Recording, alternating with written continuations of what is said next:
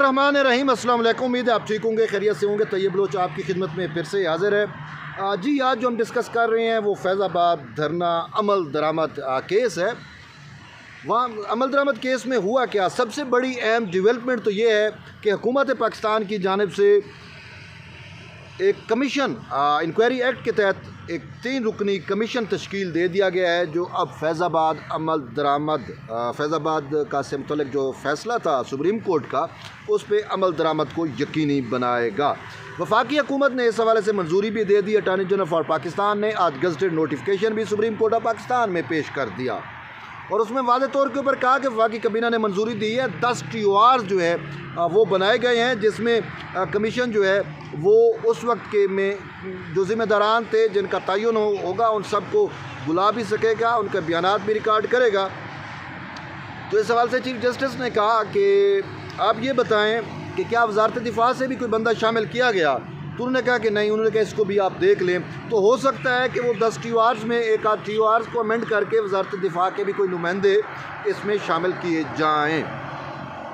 अब मामला हुआ क्या, मामला ये असल में 2 थे। एक था फैज़ाबाद नज़रसानी का मामला, एक था अमल दरामद का मामला। नज़रसानी पे जितनी भी दरख्वास्तें नज़रसानी की आईं वो सारी दरख्वास्तें विड्रा कर ली गई, वो तो मामला ख़त्म हो गया। एक आखिरी दरख्वास्त रहती थी शेख रशीद की, तो शेख रशीद ने आज वो भी अपनी दरख्वास्त वापस ले ली। पहले वो नहीं ले सके थे क्योंकि वो शायद चिले पे थे। अब उसके बाद मामला प्योरली जो है ये अब इम्प्लीमेंटेशन का हो गया है और इम्प्लीमेंटेशन में कमीशन बन गया। एडिशनल सेक्रेटरी दाखिला 2 IGs रैंक के लेवल के बंदे जो साबिक IGs हैं वो शामिल हैं। अब कमीशन जो है इसको वफाकी हुकूमत अखराजात भी देगी, दफ्तर भी देगी और ये कमीशन काम करेगा। और इस कमीशन में मेन चीज़ जो है वो अबसार आलम जो है वो शायद आप समझ लें कि वो ऐनी शाहिद भी हैं, वो विटनेस भी हैं। वो आके अपने बयान रिकॉर्ड कराएंगे और उनके बयानात की रोशनी में जिन जिन लोगों को फिर तलब करना होगा वो उनको तलब भी किया जाएगा। और फिर ये चीज़ें भी, जब फैज़ाबाद धरना दिया गया था उनको फंडिंग किसने की थी, TLP वालों को, और इसके सारे मामला जो हैं अब कमीशन ने देखने हैं। और 2 माह का वक्त, अब यूँ कह सकते हैं कि जनवरी 20 के बाद जो है वो इस मामले पर फिर से समाअत होगी। जनवरी 22 को शायद मामला दोबारा टेकअप हो, तो 20 या 21 जनवरी को हमें और आपको इल्म हो सकेगा कि कमीशन ने कितना काम किया है, कमीशन ने किन का तयन किया है और फिर कौन लोग उस वक्त फैज़ाबाद धरने में मुलव्विस थे। ये फैज़ाबाद धरना केस बड़ा इंपॉर्टेंट केस है क्योंकि इसी धरने केस के अंदर मौजूदा जो चीफ जस्टिस पाकिस्तान है काजी फैज़ ईसा, इनको भी इसी वजह से शदीद मतलब एक ज़ेर इताब लाया गया था कि इन्होंने वो जजमेंट दी थी और उस वक्त ये चाहते थे कि ये इनको सुप्रीम कोर्ट से भी निकाल बाहर फेंका जाए, लेकिन उन्होंने फ़ाइट बैक किया। बहरहाल वो अल्लाह बेहतर मनसूबा साज होता है, तो अल्लाह के आगे ये जितने भी लोग मनसूबा साजियाँ करते हैं, प्लानिंग करते हैं, हिकमत अमलियाँ बनाती हैं, सब गारत हो जाती हैं। तो इसी वजह से जस्टिस काजी फैज़ ईसा ने सर्वाइव भी किया और आज वो चीफ जस्टिस हैं। तो अब वो फैज़ाबाद धरना केस पे इम्प्लीमेंटेशन भी हो रहा है। तो इम्प्लीमेंटेशन का मामला अब आप समझ सकते हैं कि उस कमीशन के पास है। अब वो कमीशन के बारे में ये कहा जा रहा है कि कमीशन उस वक्त के वज़ीर आज़म मियाँ नवाज़ शरीफ को भी तलब करेगा, उस वक्त के आर्मी चीफ जनरल कमर जवेद बाजवा को भी तलब करेगा और कमीशन उस वक्त के चीफ जस्टिस जो हैं साकिब निसार, इनको भी तलब करेगा। चीफ जस्टिस ने पूछा भी सही कि क्या इन सब को तलब किया ये कर सकता है, तो उन्होंने कहा ज़रूर कमीशन जो है उनको तलब कर सकता है। अब बात यह है कि अबसार आलम चेयरमैन पैमरा थे और अबसार आलम ने ख़त लिखा उस वक्त के जो ज़िम्मेदारान थे जिनका मैंने नाम लिया कि भाई आप इन मामलात, मुझे थ्रेट्स की जा रही हैं ISI की जानिब से। जनरल फैज़ उस टाइम इन्वाल्व थे, तो वो उसको मुकम्मल ग्रिल कर रहे थे, उनकी नौकरी के पीछे पड़े हुए थे, लेकिन इन्होंने फिर कुछ भी नहीं किया। तो इसी वजह से इनका मामला इसमें आ गया। लेकिन एक बात बड़ी वाज़ेह है, वो ये है कि अबसार आलम ने ना इस केस में एक किस्म की जान डाली है। अगर अबसार आलम ना आते तो शायद इस हमारे मुल्क में कोई भी सच नहीं बोलता। और गुज़िश्ता समाअत पे या उससे भी पहली समाअत में जो हुई थी, चीफ जस्टिस ऑफ पाकिस्तान ने एक जनरली एक बात की थी और शायद वो बहुत सारे लोगों के लिए मैसेज भी था, आपके लिए भी था, मेरे लिए भी था, आवाम के लिए भी एक मैसेज था। उन्होंने कहा था कि हम जो है वो अब चीज़ों को दुरुस्त करना चाहते हैं, अपनी गलतियाँ दुरुस्त करना चाह रहे हैं, और ये उस वक्त दुरुस्त होती हैं जब हम अपनी गलतियों को तस्लीम करेंगे। जब तस्लीम ही नहीं करेंगे तो फिर आप करेक्शन की तरफ नहीं जा सकते। यानी कि मैंने कोई गलती ही नहीं की, मैं कहूँ कि मैंने कोई गलती ही नहीं की, तो मैं फिर कैसे अपनी तस्हीह कर सकता हूँ? मेरे अंदर भी 100 गलतियाँ होती हैं, खामियाँ होती हैं।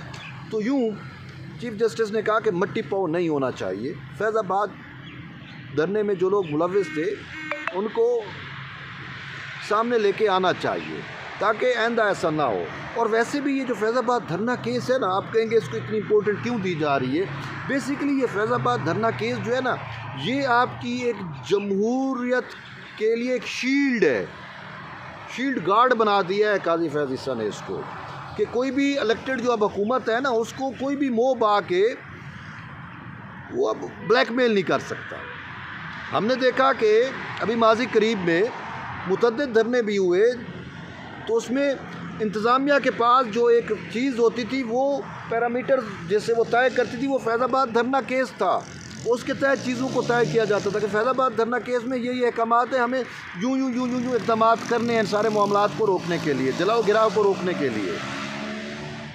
तो इस पूरे मामले पे जो उस वक्त लोग मुलव्विस थे, उनका तो एहतसाब की बात तो अपने पाकिस्तान PMLN के कैद मियाँ नवाज शरीफ भी करते रहे ना। लेकिन अफसोस से कहना पड़ रहा है कि जिस दिन जस्टिस काजी फैज़ ईसा ने कहा कि मट्टी पाँव नहीं होना चाहिए, तो उसी ही रात, उसी ही शाम एवन फील्ड के सामने लंदन में मियाँ साहब कि घर के सामने इसहाक डार ने कहा कि जी हमने मट्टी पाओ, बस हम मुफाहमती बयाने पे आ गए, मुसामती बयाने छोड़ दिए हैं। अब मियाँ साहब नहीं चाहते कि जनरल फैज़ का भी एहतसाब हो, और उसको उसके किए की सज़ा मिलनी चाहिए या उनसे पूछ गुछ होनी चाहिए, और आर्मी चीफ़ कमर जावेद बाजवा से भी पूछ गुछ होनी चाहिए कि उन्होंने हमारी हुकूमतें क्यों गिराईं और ये सारे मामलात क्यों क्रिएट किए। तो मियाँ साहब जो है वो भाग गए।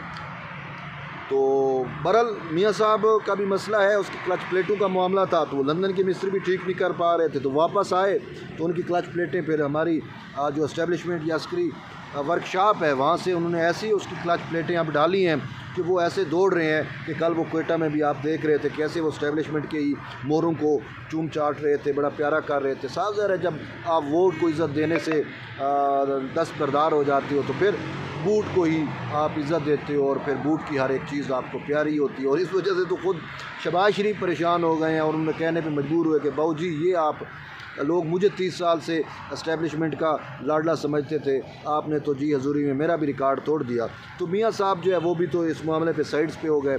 लेकिन अल्लाह ज़िंदगी रखे अबसार आलम की, वो एक उम्मीद बन के आए। उन्होंने जस्टिस काजी फैज़ ईसा को सुप्रीम कोर्ट को उस वक्त के हक़ाइक़ बताए और उन हक़ाइक़ पर फिर चीज़ों पर ये कमीशन बना है। अब ये कमीशन जो है चीज़ों को प्रोब करेगा, ज़िम्मेदारों का तयन करेगा और कमीशन जो है वो बयानात रिकॉर्ड करेगा, उसके बाद कमीशन अपनी रिपोर्ट पेश करेगा। तो यूँ अब जनवरी के आखिरी हफ्ते में ही शायद चीज़ें वाज़े हो सकें, 20 या 22 जनवरी के बाद ही। तो उस वक्त जब चीज़ें आएंगी तो हम आपको आगाह करेंगे। तब तक जुड़े रहिए। तैयब बलोच के साथ मिलते हैं एक नई वीडियो में। इजाज़त दें, अल्लाह हाफ़िज़।